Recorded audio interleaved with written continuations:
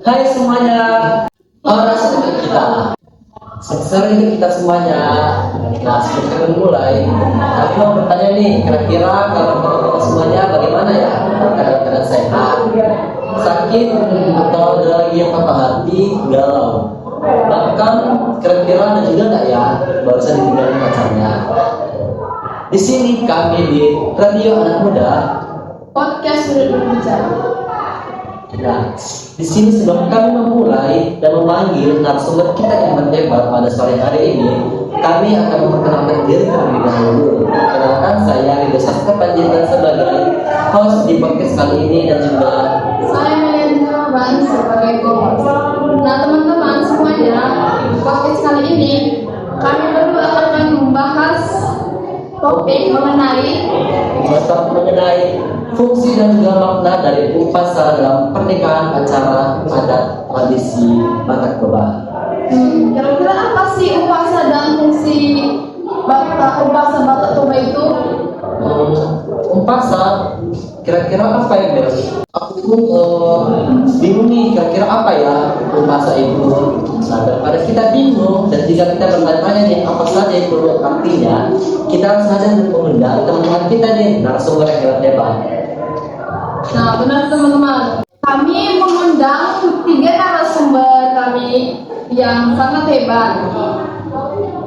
Yang sangat hebat, kira-kira siapa ya itu narasumber kita?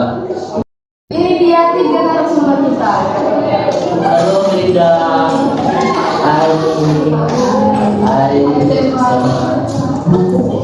Oke teman-teman, kali ini kami akan bertanya nih pada narasumber kami yang hebat nih, pada Melinda. Nah Melinda, kira-kira untuk kamu apa sih makna dasar dari upasa dan tradisi adat Batak Toba? Saya pribadi makna dasar dari kata upasa dalam tradisi Batak Toba itu adalah sebagai bentuk seni lisan berupa pantun yang mengandung nilai-nilai nasihat, kebijaksanaan, doa, dan restu yang disampaikan secara halus dan berseni. Upasa juga berfungsi sebagai media komunikasi yang mengandung pesan moral atau nasihat yang mencerminkan sopan santun berbahasa, sekaligus menjadi doa dan harapan bagi pendengarnya. Sesuai konteks pengucapannya dalam berbagai upacara adat, terutama pernikahan, isi upasa biasanya mengandung pesan tentang kostum, nasihat kehidupan, janji dan ikrar yang harus diingat dan dijalankan oleh yang mendengarkan. Nah, benar teman-teman, seperti yang disampaikan Melinda tadi, bahwa upasa itu juga dapat diartikan sebagai sarana komunikasi untuk menyampaikan doa, nasihat dan harapan kepada Tuhan dan masyarakat.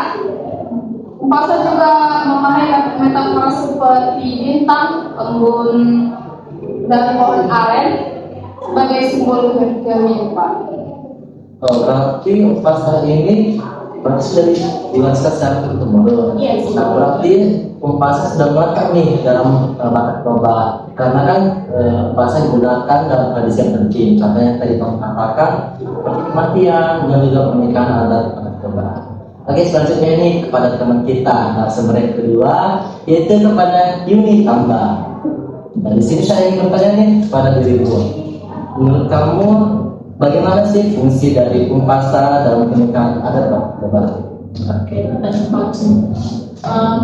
Menurut saya sendiri nih, karena saya itu kan orang Batak nih kan. Ya betul. Ya, jadi menurut saya itu karena saya juga sering ke acara pernikahan itu.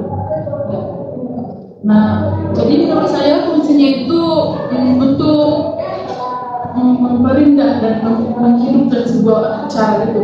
Kalau orang Batak kan mengundang acara pernikahan itu kan, mengenai caranya mereka harus mendahului ini upasa dulu biar acaranya ini.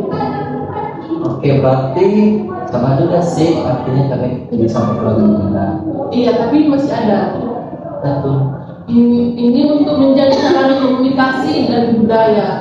Jadi orang Batak itu kalau ada yang menikah, orang itu berkomunikasi kayak pakai upasa gitu. Oh gini maksudnya, kata-katanya itu lebih puitis gitu ya, menjadi retorika adat yang mempengaruhi emosi dan pikiran kita sendiri. Iya.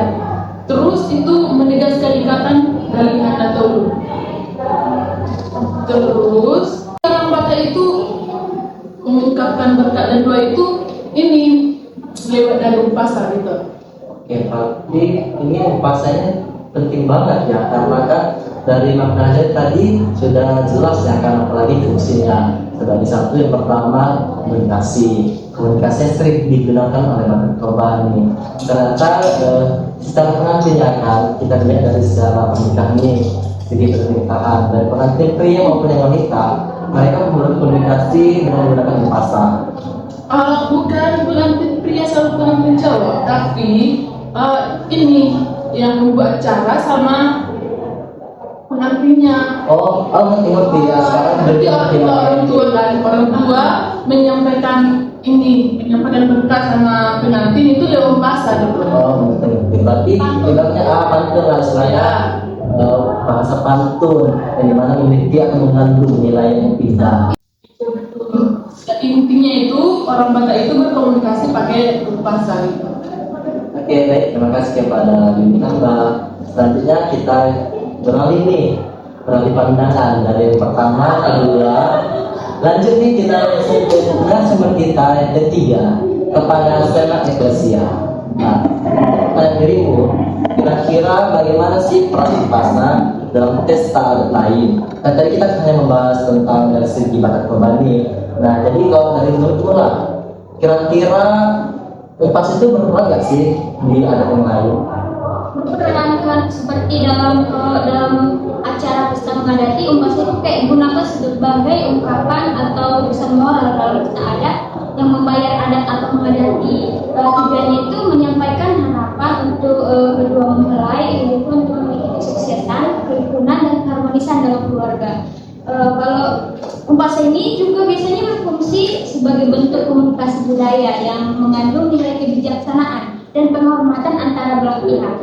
Terus kalau untuk upacara dalam memasuki rumah baru itu disampaikan dengan upacara adat, yaitu untuk melambangkan doa agar rumah yang mereka tempati itu penuh dengan berkat dan kemakmuran.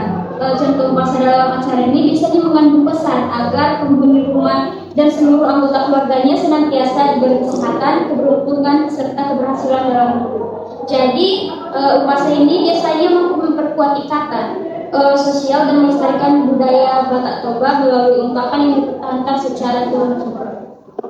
Wow, di upasa ini kita bisa melihat dan memandang bahwasanya upasa ini berperan.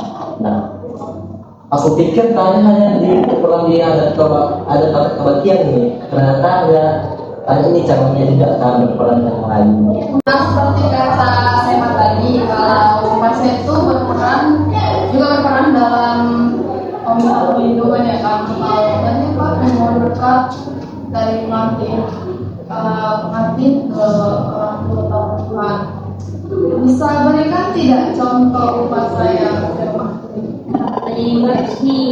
jadi saya akan memberikan contoh upacara tadi yang seperti Anda bisa. Jadi contohnya itu seperti kata Merdeka Bumi Bira Mauliate Madi Kuberta yang menyatakan rasa syukur kepada Tuhan atas rumah baru. Jadi maknanya ini seperti ungkapan doa dan harapan yang membahas tentang kedudukan mulia seorang pemuda atau pihak yang dihormati di hadapan Tuhan. Jadi secara khususnya itu upacara ini mengandung pesan agar orang yang dimaksud diberi kemuliaan atau diberkahi oleh Tuhan serta diangkat derajatnya untuk diperlakukan mulia dalam kehidupan dan hubungan sosialnya. Jadi seperti itu. baik? Terima kasih.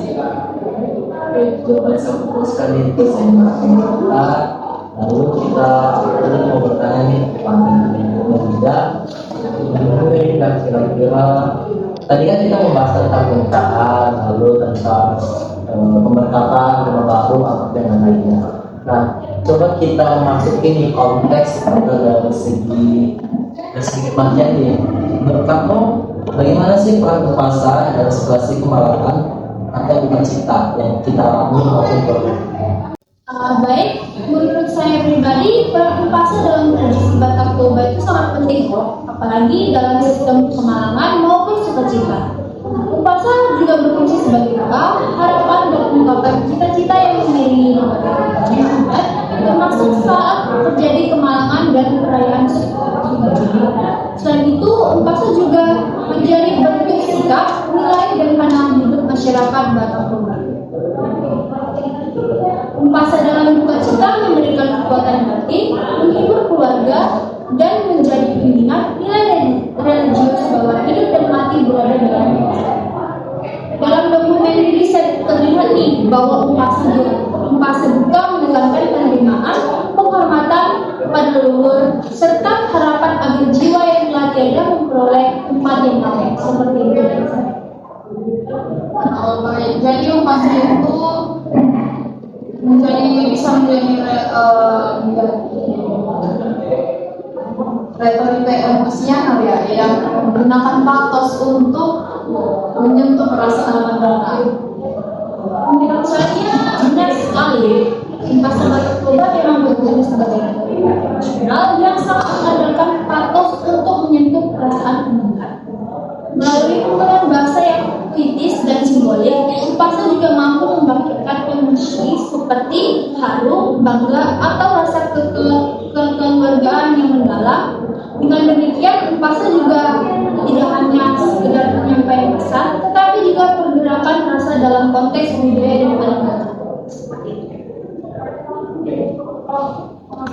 Oke, terima kasih Mbak Linda dan Linda sangat memuaskan nih, sangat memuaskan para pendengar dan juga para penasaran nih teman-teman kita ya, kira-kira ternyata Umpasa ini bukan hanya untuk bersegi semester saja, maka kata bersegi cita-citanya. Lanjut kita beralih kepada kita yaitu di sini saya ingin bertanya kepada teman-teman. Kira-kira mengapa nih Umpasa kita sering sebut juga sebagai retorika yang konvensional? Jadi kalau menurut saya itu Umpasa disebut retorika itu yang karena Umpasa ini berfungsi untuk meyakinkan dan menyentuh pendengar. Nah, terus Umpasa ini menggunakan bahasa yang indah, menggunakan bahasa yang indah, teratur dan penuh estetika. Lalu Umpasa ini disampaikan secara lisan dalam cara adat. Jadi di cara adat itu nggak ada istilah membaca. Umpasa menyampaikan Umpasa itu memang lisan. Terus Umpasa ini mengatur hubungan sosial dan membangun harmonisan. Lalu Umpasa ini juga mengandalkan kebijaksanaan kolektif, bukan pendapat pribadi. Atau kata lainnya, Umpasa ini merupakan seni berbicara lisan yang mempengaruhi. Mungkin di sini saya akan menambahi atau melengkapi sedikit jawaban dari teman kita Yunita Kai. Ya, boleh. Tadi bertanya ya, mengapa Umpasa itu disebut sebagai retorika konvensional? Karena secara akademis Umpasa ini sudah memenuhi unsur yang ada dalam retorika seperti ethos, pathos, logos, seperti teori Aristoteles, dan menjadi suatu alat persuasi budaya yang sangat efektif. Jadi Umpasa ini disebut sebagai retorika tradisional karena ia merupakan bentuk lisan yang berfungsi sebagai medium persuasi dan komunikasi yang kultural masyarakat Batak Toba dalam konteks upacara adat. Jadi sebagai tradisi lisan yang diperkaya dengan gaya bahasa yang kompleks seperti metafora, paralelisme dan simbolis, Umpasa juga memiliki strategi retorika yang untuk mentransmisikan nilai-nilai sosial, sejarah dan filosofi budaya bersifat persuasif dan komunikatif. Mungkin sekian segitu saja yang bisa Jadi itu sebabnya ya Umpasa masih tetap relevan sampai sekarang meski zaman telah berubah, karena ia menyatukan seni bahasa dan nilai kehidupan begitu ya. Wah, dan jawaban teman-teman tadi narasumber kita yang latihan email juga sangat memuaskan nih dan juga sangat menambah wawasan kita. Jadi sebelum kita tutup, mari kita fokus untuk semuanya.